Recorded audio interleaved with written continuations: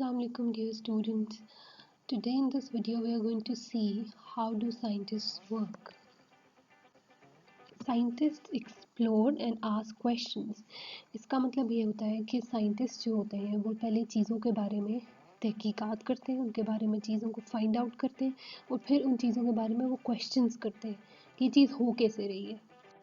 Scientist जो होते हैं वो किसी भी प्रॉब्लम को सॉल्व करने से पहले उसके बारे में एविडेंस इकट्ठा करते हैं और उसके बाद वो कुछ स्टेप्स होते हैं जो फॉलो करते हैं। सबसे पहले वो ऑब्जर्वेशन करते हैं। ऑब्जर्वेशन का मतलब होता है कि उसके बारे में चीज़ के बारे में रिसर्च करते हैं और देखते हैं कि ये चीज़ हो कैसे रही है। जब वो अपनी ऑब्जर्वेशन कंप्लीट कर लेते हैं तो उसके बाद वो दूसरा स्टेप करते हैं हाइपोथेसिस का। वो एक हाइपोथेसिस बनाते हैं। हाइपोथेसिस कहते हैं कि कोई प्रिडिक्शन करना।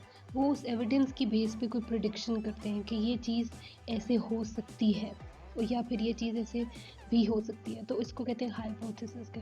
उसके बाद वो उस पे ऊपर एक टेस्ट परफॉर्म करते हैं, एक्सपेरिमेंट करते हैं और उसके बाद जो रिज़ल्ट आता है तो फिर उसके बाद वो अपना एक कंक्लूजन ड्रॉ करते हैं उस टेस्ट की बेसिस के ऊपर। ठीक है, अब मैं आपको एक एग्जांपल देके समझाती हूँ। ये एक बच्चा है जिसका नाम अली है।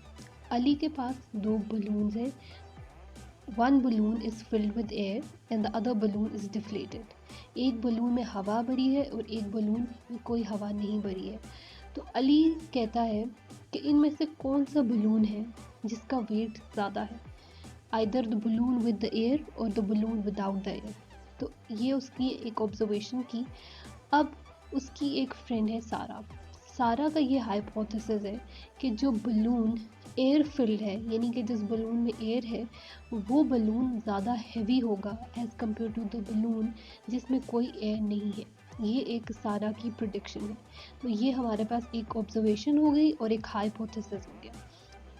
अब उन्होंने एक टेस्ट परफॉर्म किया और दोनों बलून्स को एक रॉड के साथ हैंग कर दिया। तो जो बलून जिसका वेट ज़्यादा था वो नीचे की तरफ टिल्ट हो गया और जो बलून जिसका वेट कम था उसका वो जो है वो हवा की तरफ लिफ्ट हो गया। तो उनके बाद उन्होंने एक कंक्लूजन निकाला कि जो बलून जिसका एयर फिल्ड था, जिसमें एयर फिल्ड हुई थी, उसका वेट ज़्यादा था, तभी जो वेइंग रोड के साथ वो नीचे की तरफ झुक गया। तो ये उनकी कंक्लूजन ड्रॉ हो गई। अब आपको पता लग गया होगा कि साइंटिस्ट जो होते हैं वो कैसे काम करते हैं। अब मैं चलती हूँ स्टूडेंट्स, लेकिन आपको एक मैसेज दे के जाना चाहती हूँ कि अपने हाथों को अच्छी तरह से साबुन से 20 सेकंड के लिए धोइए। एक साथ में एग्जांपल भी आपको नज़र आ रही है स्पॉन्ज बॉब की जो हाथ धो रहा है अपने 20 सेकंड्स के लिए। तो अपना ख्याल रखिए और अपनी क्लीनलीनेस का भी ख्याल रखिए। अल्लाह हाफ़िज़।